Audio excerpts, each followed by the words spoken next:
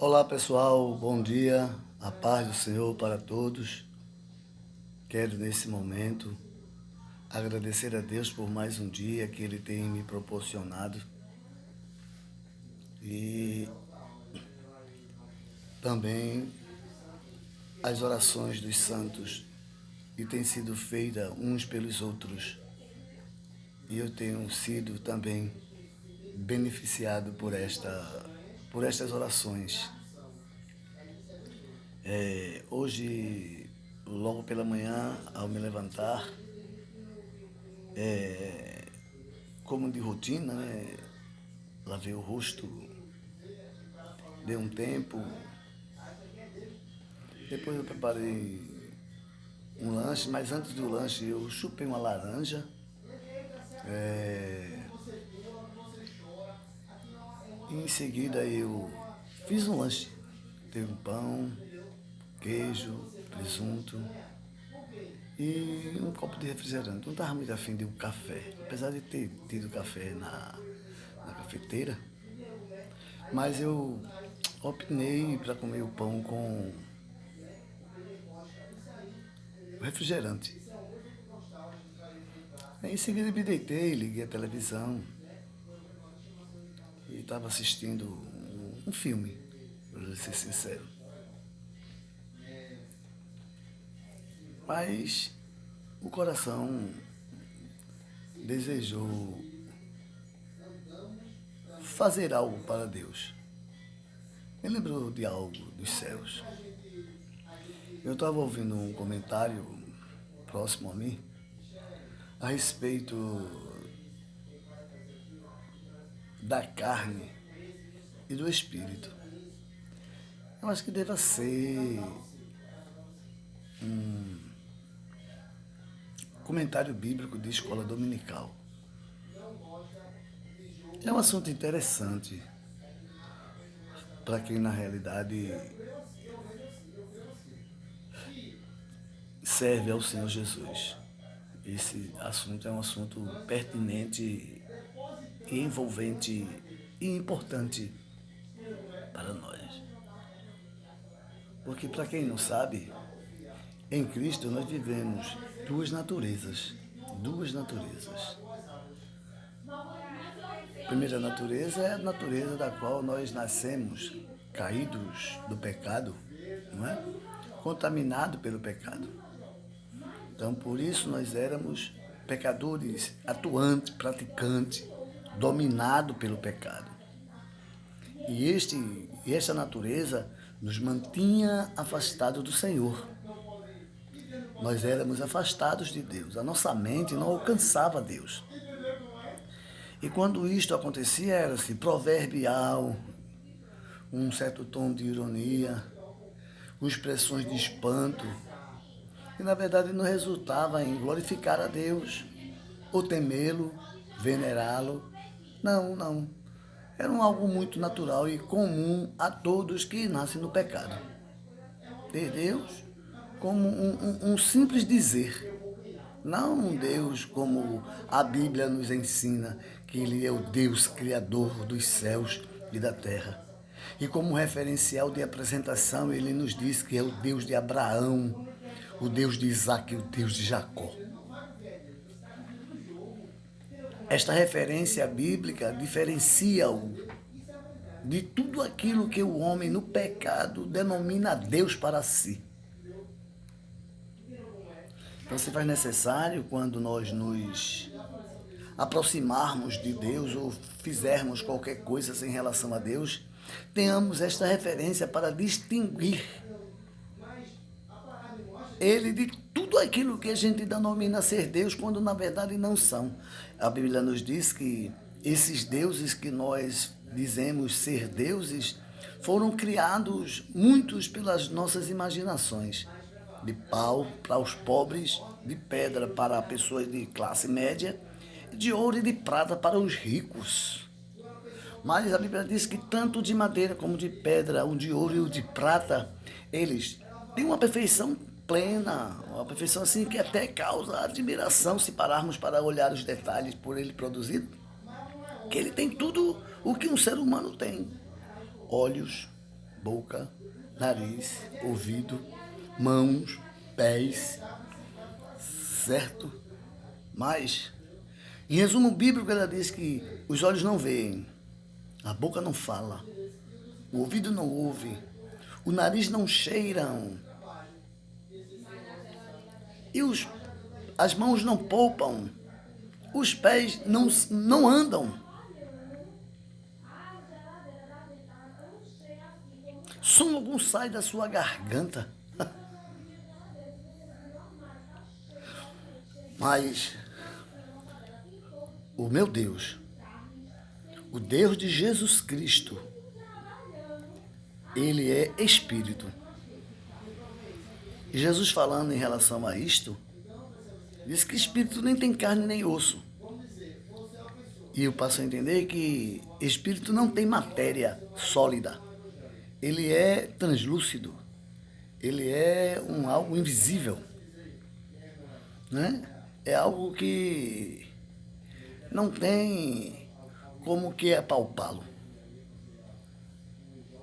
É um vento, simbolizado pelo vento. O vento assopra onde quer e ouve-se a sua voz. Mas a gente não sabe para onde ele vai, nem para onde ele vem, e nem tampouco detê-lo. Não pode deter. Deus, quando ele fez o homem, ele soprou nas narinas, nos narizes do homem, no nariz do homem, para melhor dizer. O sopro de vida, o ruach, que significa o espírito. E a partir de então o homem passou a viver intelectualmente, diferente dos outros seres que já antes deles havia sido criados por Deus. Os animais, os répteis domésticos e selvagens e as feras do campo, que a gente não consegue detê-lo conosco todos os dias. E em momento algum, porque se nós nos comunicarmos ou tivermos a aproximação dele, ele nos devora. Lembra-se daquele episódio do circo que esteve aqui em Recife, que um leão comeu uma criança, comeu um menino? Botado, puxou para dentro e engoliu o rapaz, matou o rapaz, triturou ele, porque é selvagem. Né? Mas o homem não, o homem, ele é sociável. E ele foi feito para viver em comunidade, em sociedade, servindo a Deus e adorando na beleza de sua santidade. Nós, o homem feito por Deus, somos intelectuais, temos corpo, temos alma e temos espírito. Biblicamente falando, o apóstolo Paulo, ele nos diz isso. Em 1 Tessalonicenses, capítulo de número 5 e o versículo de número 23. Ele fala de conservando plenamente espírito, alma e corpo. Espírito, alma e corpo. Irrepreensíveis para o dia da vinda do Senhor Jesus. Então, o homem foi feito isto. Mas, a princípio, o homem não era pecador. Ele não era pecador. O homem não era pecador ao ser feito por Deus, ao ser criado por Deus. Deus não fez ele pecador. Deus fez o homem santo. Porque ele fez o homem separado de toda a criatura. Depois de tudo feito, Deus pensou, parou e disse: façamos o homem. No meu entender, façamos algo agora diferente de tudo que já foi feito. Algo que tenha, assim, uma semelhança de nós. Que tenha a nossa semelhança, que tenha a nossa imagem. Como vai ser isso? O homem. Porque a Bíblia diz que Deus é homem, Jesus é considerado filho do homem. E quando fala filho do homem, não fala filho do homem carnal, porque Jesus não nasceu do homem. Jesus nasceu do Espírito. E dentro dessa realidade, Deus fez o homem puro, santo, inocente, sem pecado, tendo ele a imagem e semelhança dele próprio. Porém, o homem fora corrompido por um ser criado por Deus. Satanás, que representado na ocasião da tentação pela serpente, induziu Eva a comer do fruto que Deus havia proibido a Adão, que não comesse, porque certamente morreria. Induzindo Eva a comer o fruto, Eva, por ser sua esposa e uma mulher de confiança, induziu a Adão comê-lo, e quando Adão comeu, juntamente com ela, os olhos de ambos se abriram.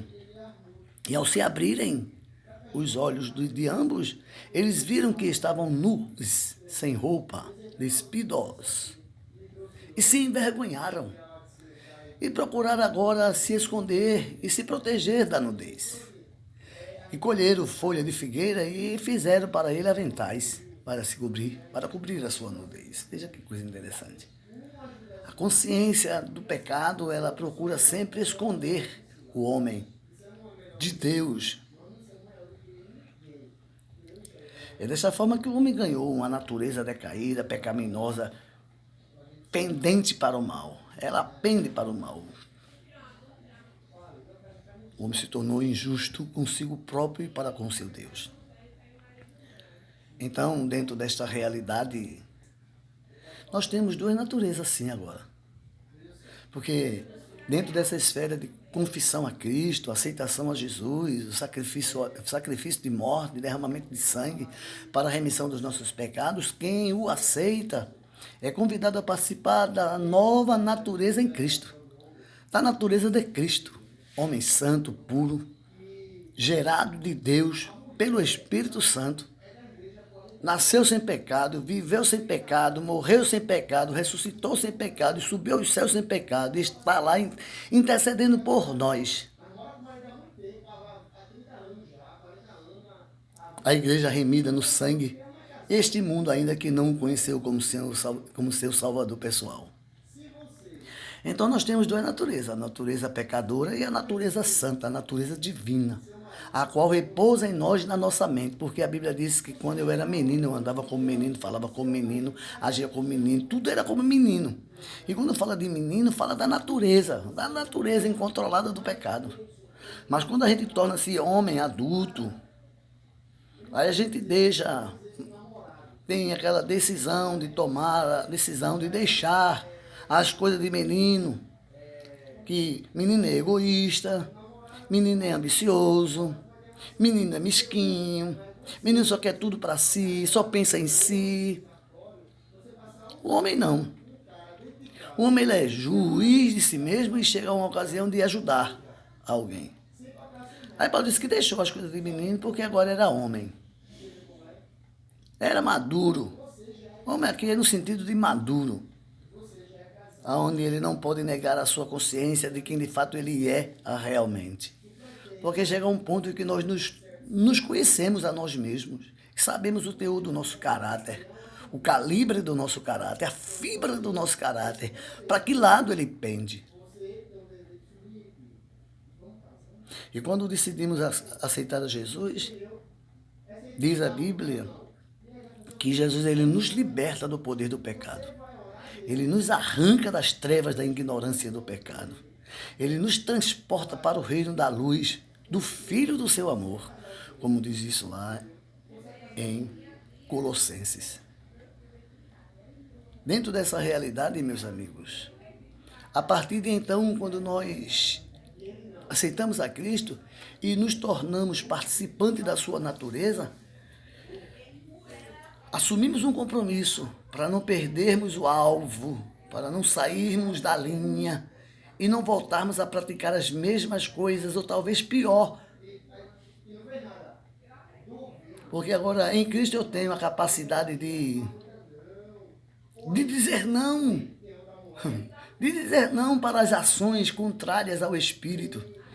Dizer não para não afetar a nova natureza em Cristo, para não perder esta natureza gloriosa que nos promove sempre o bem e quer que nós hajamos sempre de forma gloriosa aos olhos de Deus.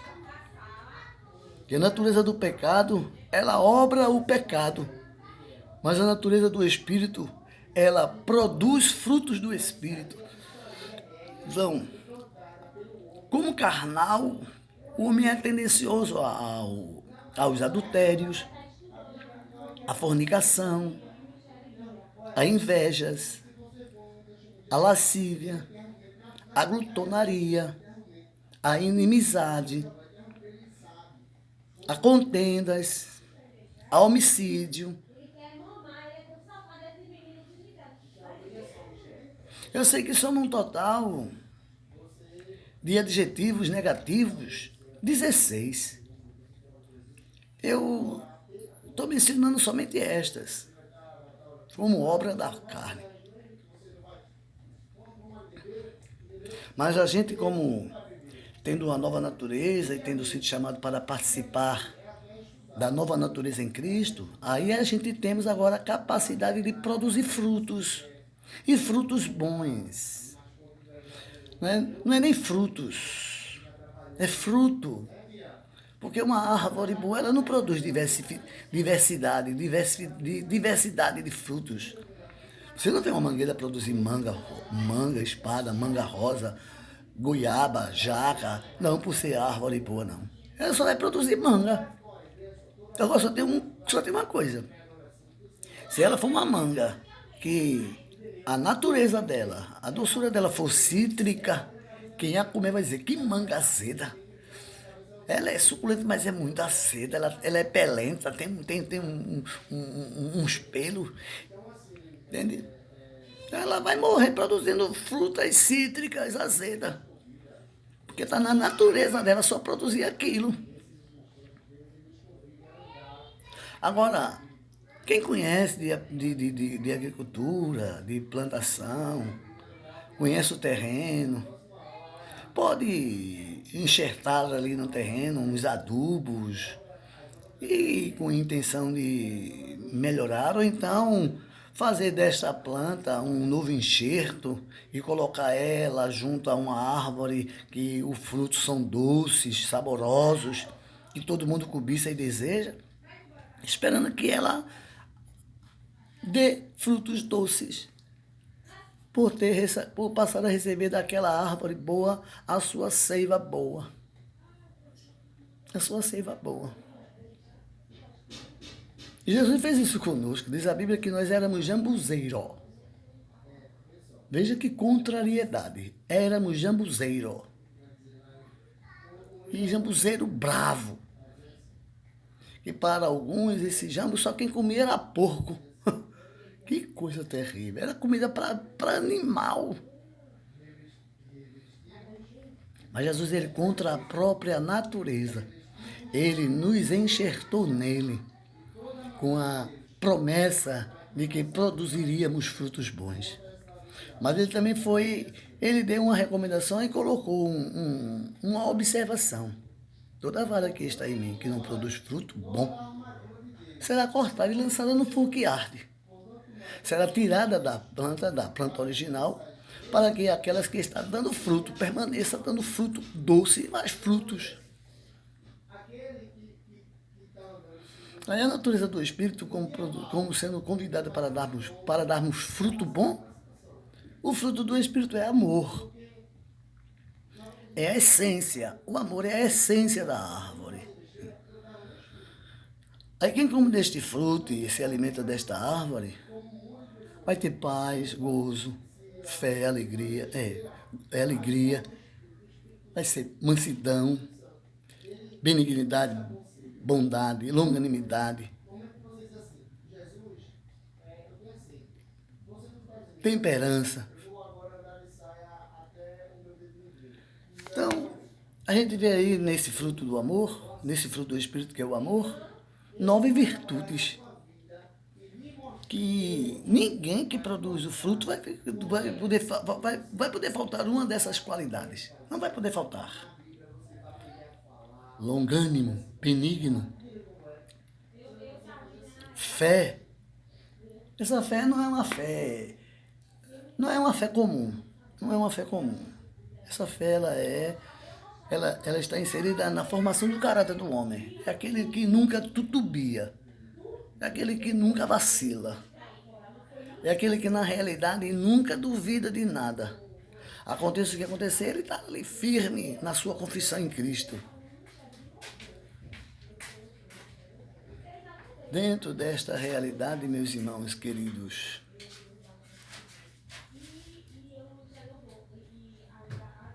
eu entendo que por termos essas duas naturezas, a gente temos a opção de invalidar uma, de negar uma delas, depois de aceitar. Você não pode servir as duas naturezas. Você não pode ser bom e ao mesmo tempo ser ruim. Você não pode ser justo e ao mesmo tempo injusto. Você não pode ser longânimo de um lado e apressado do outro. Não, não, não, não. Porque Jesus mesmo disse, você não pode servir a dois senhores. Você há de aborrecer a um, amar a um e aborrecer o outro. Você há de se aproximar de um e desprezar o outro. Então você decida o que você quer da vida. Então, se você diz que vive em espírito, ande no espírito. Né? Se você diz que é nascido do espírito, então viva no espírito. E este espírito, irmão, não é simplesmente o espírito de Deus, não. É o nosso espírito mesmo, é a nossa vida espiritual mesmo. É a nossa tendência. É a nossa tendência. Depois de salvo. Que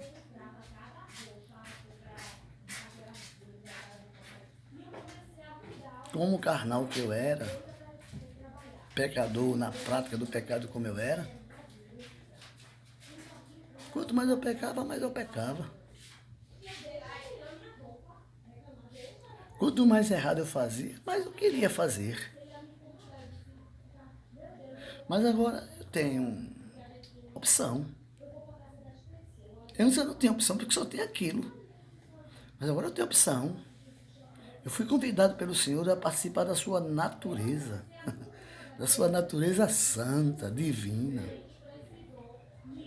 Ele nos diz agora, Paulo escrevendo aos Coríntios, que agora eu tenho a mente de Cristo. Eu não penso com a minha própria mente. Ou melhor, eu não devo pensar com a minha própria mente. Viver naquele, não, eu acho isso, não, eu acho que é assim, não, eu penso desse jeito. Não, não. Agir pela mente de Cristo. Dentro dessa realidade, Jesus é bom. E todo homem é mau. Mas os que aceitaram a Cristo hoje têm opção para dizer não à natureza pecaminosa e à prática das obras do pecado.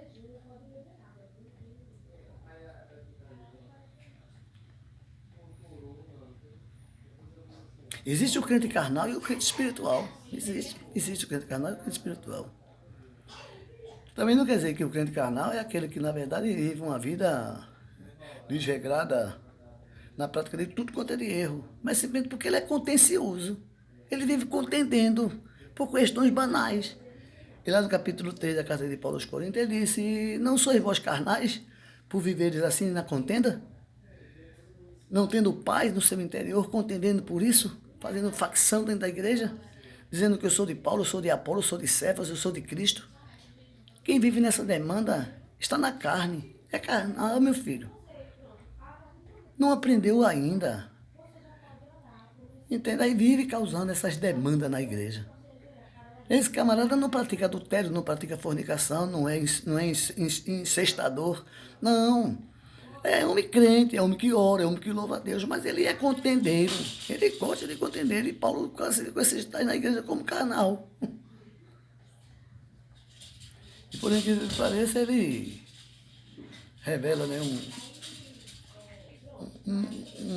uma qualidade da obra da carne, que é a contenda. Mas você temos a oportunidade de escolher o que é melhor para a gente. Escolher fazer o que é bom. Louvar a Deus com um bom testemunho de vida. Um bom comportamento diante dos homens. Sendo luz e sal da terra. Sendo luz do mundo e sal da terra. Porque esses foram os ensinamentos de Jesus para os seus discípulos e hoje é para nós que lemos a palavra de Deus e aceitamos Ele como Salvador. Então, quem vive na natureza do pecado, obra sempre isto. Está sempre no adultério, está sempre na fornicação, apoiando sempre a mentira, vivendo com comportamento lascívio. Está entendendo? Apoia o lesbianismo, o homossexualismo. Vive nesta demanda. Mas os tais que vivem assim, praticam isto, nunca entrarão, nem verão o reino de Deus. Jesus, na sua palavra, a Nicodemos, ele disse: aquele que não nascer da carne e do Espírito não pode ver o reino dos céus. Aquele que não nascer da carne e do Espírito não pode entrar no reino dos céus. Então, meu amado, ou você deixa a velha natureza do pecado, pecaminosa, para se submeter, aceitando ao convite de Cristo para participar da sua nova, da nova natureza em Cristo, você não vai entrar no reino de Deus, não. Se eu não aceitar e viver, eu não entrarei no reino de Deus, não. Por isso a Bíblia diz: todo aquele que quiser vir após mim, negue-se a si mesmo, tome sua cruz de cada dia e siga-me. E dentro desta realidade, meu amado irmão, querido em Cristo Jesus, nesta manhã, eu te convido a você refletir quanto a este posicionamento. De qual natureza você pertence? Qual a natureza que você está alimentando? Qual natureza você está seguindo? A natureza carnal, pecaminosa, que te mantém afastado de Deus e intrigado de todos e de tudo? Ou de Cristo, que sofre a inimizade do mundo por ver que você agora é uma nova criatura? Paulo, escrevendo ainda aos Coríntios, na sua segunda carta, ele diz: se é que alguém está em Cristo, a nova criatura é. As coisas velhas já passaram e eis que tudo se fez novo. A verdade, querido, é que nós vivemos de decisões. E que decisão devemos tomar para alcançarmos os céus e habitarmos um dia na luz? Aceitando a Jesus Cristo como seu único e suficiente Salvador, subjugando a nossa velha natureza e dando ênfase à nova natureza em Cristo, da qual nós fomos chamados a sermos participantes.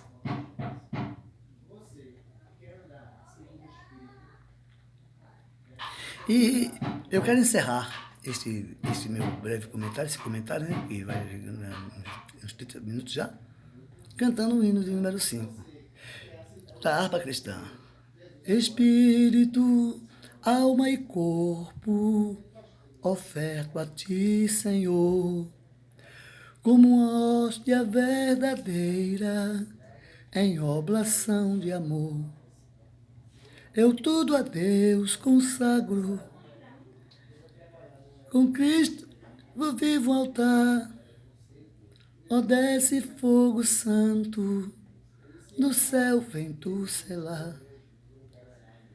Espírito divino do Pai a promissão, sedenta alma pede a ti a nova unção. Eu tudo a Deus consagro,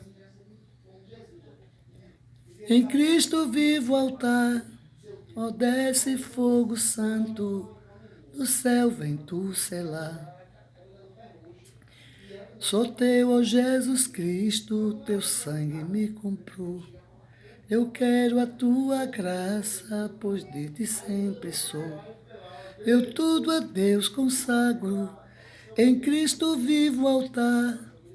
Ó desce fogo santo, do céu vem tu selar. Ó, do céu vem tu selar. Do céu vem tu selar. Do céu vem tu selar.